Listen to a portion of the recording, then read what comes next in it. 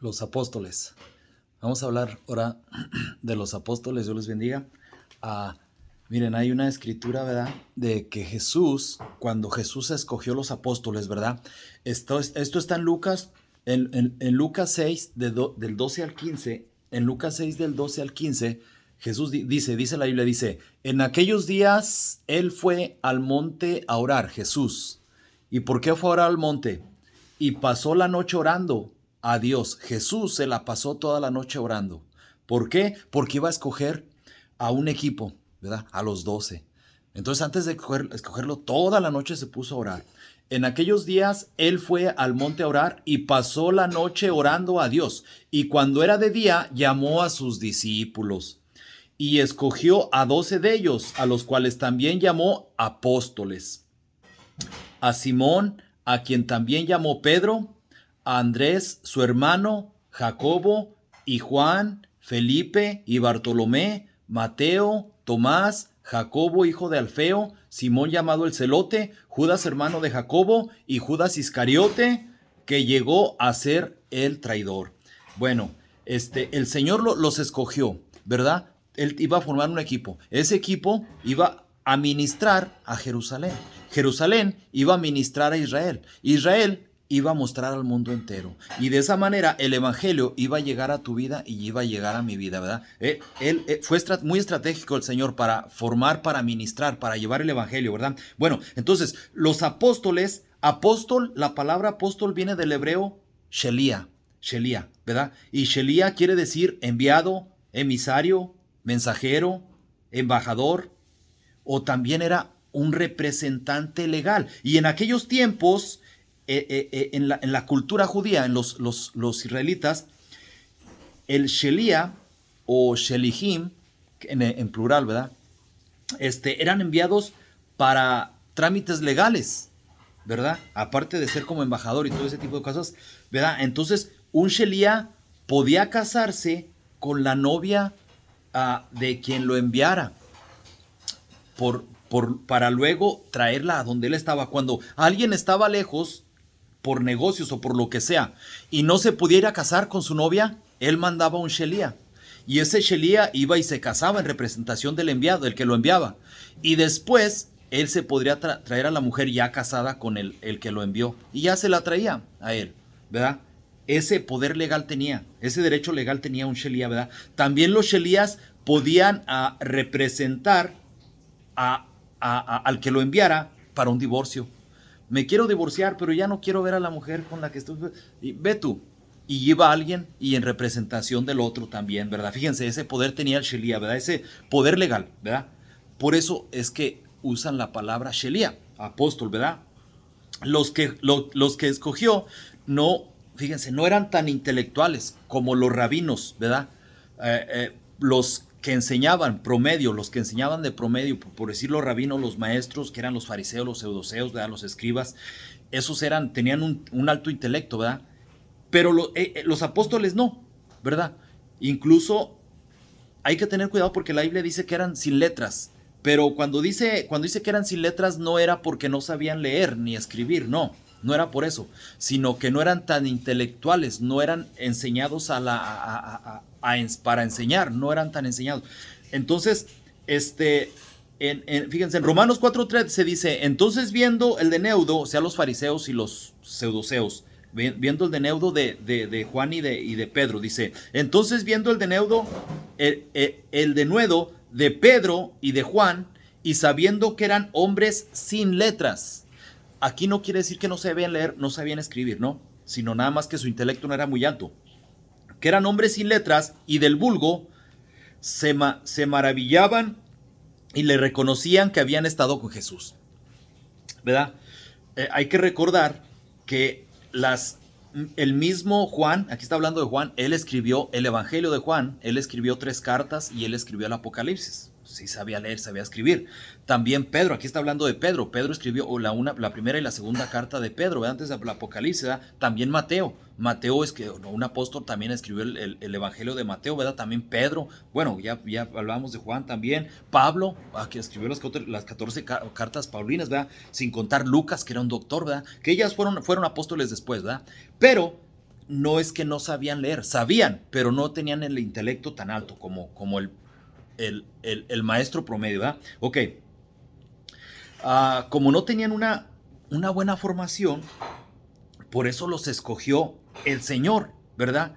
Porque les iba a dar una formación a ellos para que ellos, a los que venían después de ellos, les dieran la formación, ¿verdad? Entonces ellos venían, estaban listos, como no tenían tanto doctrina, no estaban bajo ninguna denominación, no estaban sujetos en aquellos tiempos a las religiones que estaban más listos que Jesús, por eso los escogió, ¿verdad? Entonces, los mandó a predicar. ¿A quién? Mateo 10:8 dice que los mandó a predicar, ¿verdad? No, el 10, bueno, Mateo 10:5-7 los mandó a predicar. Mateo 10:5-7 dice: a estos 12 envió Jesús y les dio instrucciones diciendo: por camino de gentiles no vayáis y en ciudad de samaritanos no entréis, sino id antes a las ovejas perdidas de Israel, y yendo predicad. A eso los envió. Predicad diciendo: el reino de los cielos se ha acercado, ¿verdad? También los mandó a predicar gratis, no que vayan y cobren por enseñar, no, gratis. Mateo 10:8 dice: sanad enfermos, limpiad leprosos, resucitad muertos, echar fuera demonios. De gracia recibisteis, dad de gracia. ¿Recibiste gratis? Da el evangelio gratis, ¿verdad? Los mandó también que echaran fuera demonios y que sanasen a enfermos. Mateo 10:1. Entonces llamó a sus 12 discípulos, les dio autoridad sobre los espíritus inmundos para que los echasen fuera y para sanar toda enfermedad y toda dolencia. Los preparó también para que tomen su lugar. Él sabía que iba a morir y que se iba a ir al cielo con el cuerpo ya resucitado, pero los preparó, como les había dicho, para que ellos iban a llevar el evangelio, ¿verdad? El evangelio que él no podía. Jesucristo era 100% Dios, pero 100% hombre. Como Dios es omnipresente, puede estar en todo lugar, pero como hombre, nada más estaba con algunas personas ahí, ¿verdad? Entonces, a ellos los preparó para que ellos llevaran el evangelio. Esto lo dice en Lucas 10:17. A ver, en Lucas 10:17 dice, 17 dice, volvieron, no, perdón, Lucas 10:17. No, 10:40. 10:40, perdón, Lucas, Mateo 10:40, me adelanté.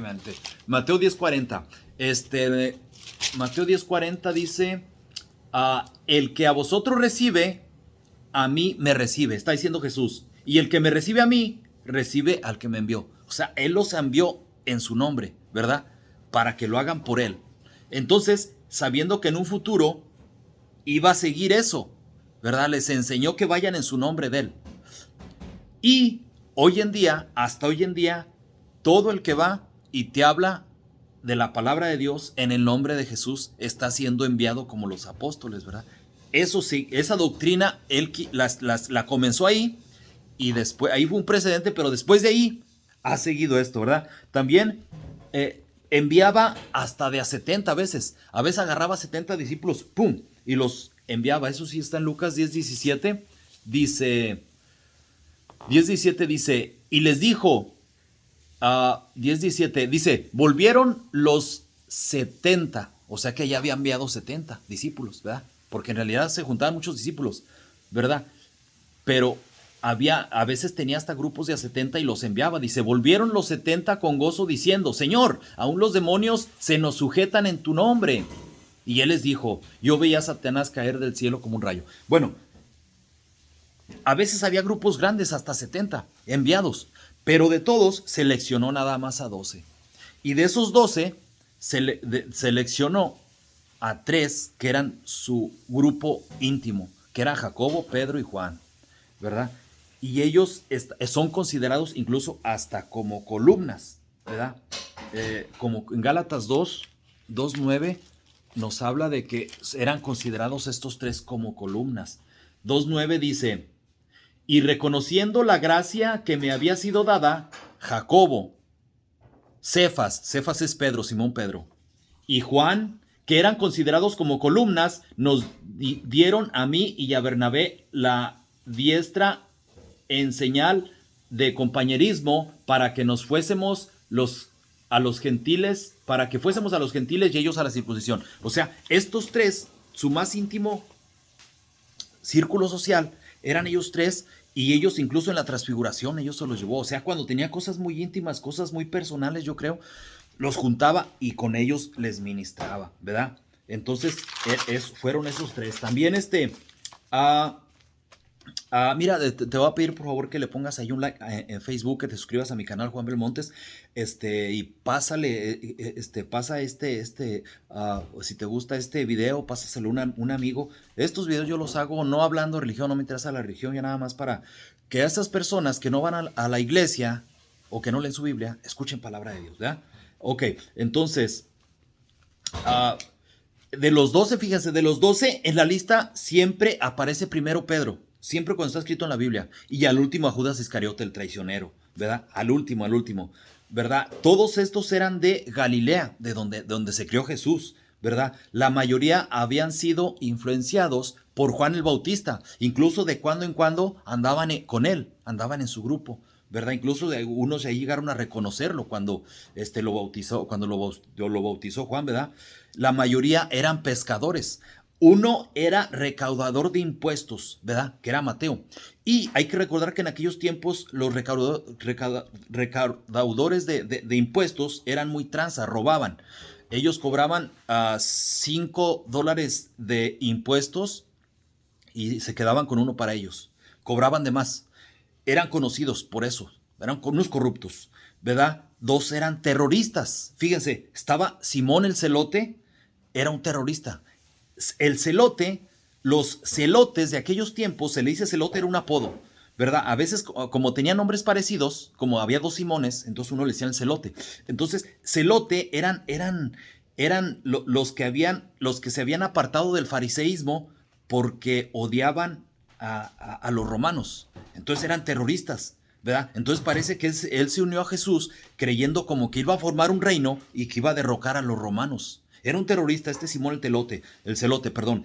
También Judas Iscariote. Judas Iscariote también era un terrorista. Iscariote viene de la palabra sicario. Fíjense, los sicarios de aquellos tiempos. Hoy en día hay sicarios, en México hay sicarios, ¿verdad? Asesinando y traficando droga. Bueno, los sicarios de aquellos tiempos eran los terroristas, y Judas era uno. Y sicario viene de la palabra, viene de cuchillo. ¿Por qué se le decía sicarios? Porque traían un cuchillo, traían un cuchillo con ellos. Eran terroristas, ¿verdad? Entonces eran muy radicales también. Incluso el celote, Simón el Celote, también se le era considerado como un sicario, ¿verdad? Entonces había dos terroristas en Jesús, había dos terroristas en su equipo que él juntó, ¿verdad? Mira, estos apóstoles eran hombres ordinarios, como tú tal vez y como yo. Tal vez tú no eres tan extraordinario, no eres reconocido, tal vez no tienes títulos. Bueno, así soy yo también. Pero estos hombres ordinarios hicieron cosas extraordinarias cuando anduvieron con Jesús.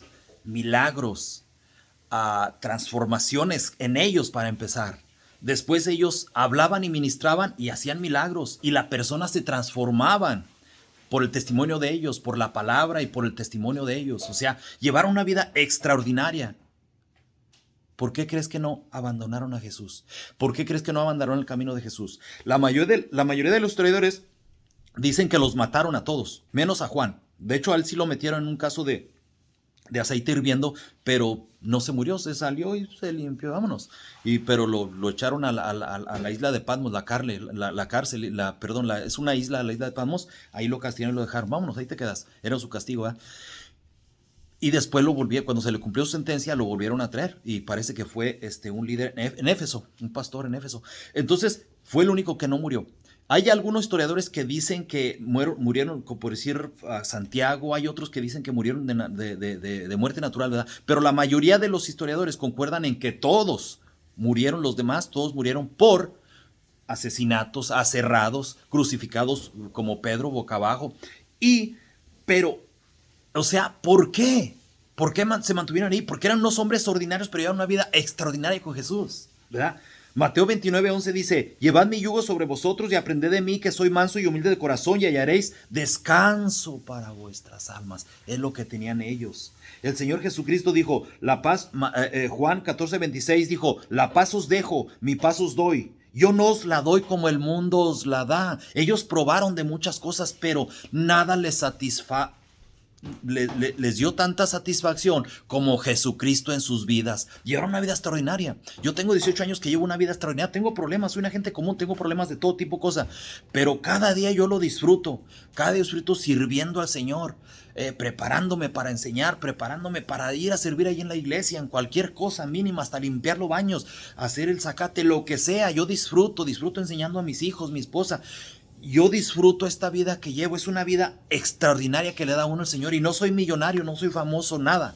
Sino que el simple hecho que el Señor le dé a uno la paz que el mundo no la da, la paz que no da la droga, la paz que no da el alcohol, la paz que no la da la pornografía, la paz que no la da todo eso, la da el Señor Jesús, ¿verdad? Por eso es que Pedro un día se le empezaban a desertar a Jesús, los discípulos. Y a los 12 Jesús les dice: ¿ustedes también se quieren ir? Dijo, ya están yendo, ¿ustedes también se quieren ir? Y Pedro le dijo, ¿a quién iremos, Señor? Si solo tú tienes palabras de vida eterna. Ven a Cristo. ¿Quieres vivir una vida extraordinaria? Busca a Cristo.